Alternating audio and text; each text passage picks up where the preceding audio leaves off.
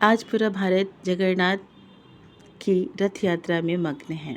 इसके पीछे बहुत ही रोचक कहानी है। यह 3 भाई बहनों के अद्भुत प्रेम की एक परंपरागत कहानी है।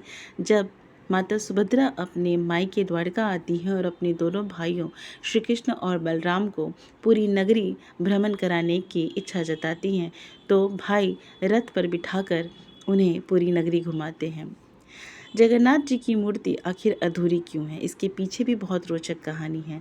मालवा के राजा ने जगन्नाथ जी की मंदिर बनाने के लिए विश्वकर्मा के रूप में आए एक बढ़ई को 21 दिनों का समय दिया था कि 21 दिनों के भीतर आपको वो मूर्ति बनानी है। जब 15 दिन बीत गए तो उन्हें यह डर होने लगा कि कहीं वो बढ़ई मर ना गया हो भूखा प्यासा, क्योंकि उस बढ़ई ने ये शर्त रखी थी कि इस दौरान मुझे कोई भी आकर परेशान नहीं करेगा और मंदिर का दरवाज़ा नहीं खुलेगा। लेकिन 15वें दिन जैसे ही दरवाज़ा खुला, विश्वकर्मा जी वहाँ से गायब हो गए और मूर्तियाँ अधूरी रह गईं।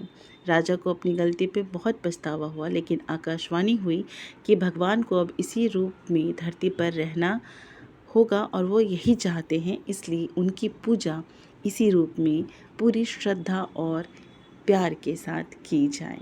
तो आपको ये रोचक कहानी कैसी लगी, आप कमेंट बॉक्स में ज़रूर लिखें।